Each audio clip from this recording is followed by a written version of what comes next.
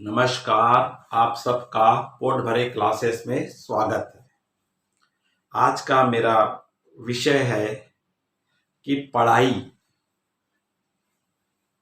और किसी भी काम पर ध्यान कैसे लगाएं। प्रत्येक व्यक्ति के लिए किसी भी कार्य को पूर्ण करने के लिए पूर्ण रूप से एकाग्रता की आवश्यकता पड़ती है। अगर यदि हमारा ध्यान मोबाइल्स पे, फेसबुक्स पे, सोशल मीडिया पे, व्हाट्सएप में हो तो मुमकिन है कि हम अपने कार्य को पूर्ण रूप से एकाग्रता पूर्वक हम नहीं कर पाएंगे। ऐसी स्थिति में हमें जो काम हमारा 1 घंटे में पूर्ण हो सकता है वो उसे पूर्ण होने में अधिक समय लगेगा, क्योंकि हमारा ध्यान उस ओर नहीं है या ध्यान हमारा इधर उधर लगा हुआ है। अगर हम कुछ तरकीबों का हम उपयोग करें तो हम अपने कार्य में, पढ़ाई में पूर्ण रूप से ध्यान लगा सकते हैं। सर्वप्रथम आप मोबाइल या सोशल मीडिया पर पहले ही समय दें।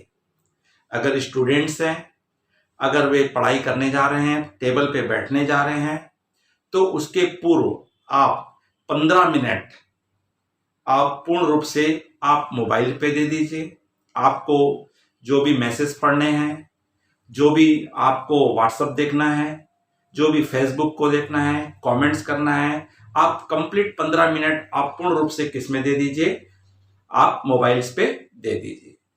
या महिलाएं हैं घर का काम करने के लिए तो उसके पूर्व देख ले 10 से 15 मिनट। या ऑफिस में कार्य करने के बदले पहले आप मोबाइल पे ध्यान दे दीजिए।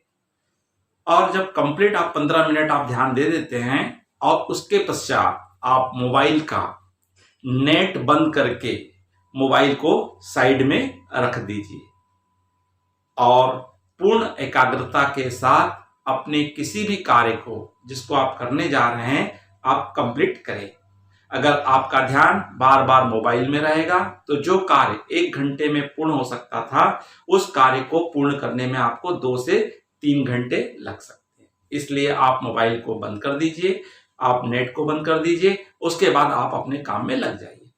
और आपको फिर जैसे लगता है आपका काम पूर्ण होता है तो फिर एक बार आप मोबाइल देख लीजिए 10 से 15 मिनट। और फिर आपको जो भी उसमें सोशल मीडिया से रिलेटेड है, फेसबुक से है, व्हाट्सएप ग्रुप से है, आपका मैसेज पढ़ना है, कमेंट्स करना है, आप कीजिए।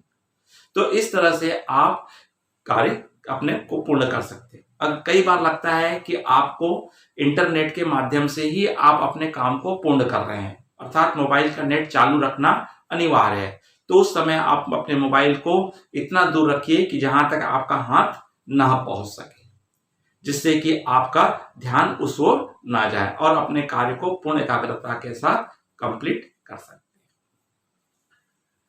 डू नॉट डिस्टर्ब चुने। अगर आप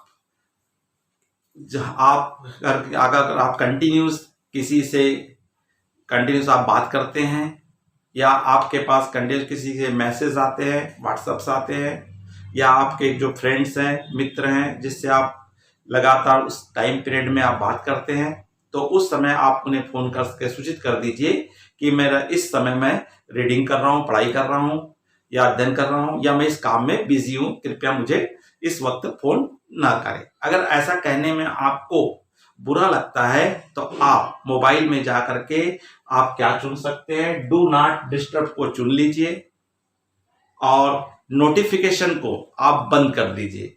नहीं तो अन्यथा काम करते करते आपको जैसी नोटिफिकेशन का संकेत आएगा आपका ध्यान वहां बढ़ जाएगा। इसलिए आप नोटिफिकेशन को बंद कर दीजिए और डू नॉट डिस्टर्ब को चुन लीजिए और अपना जब काम पूर्ण हो जाए तो फिर आप उसको चालू कर दीजिए।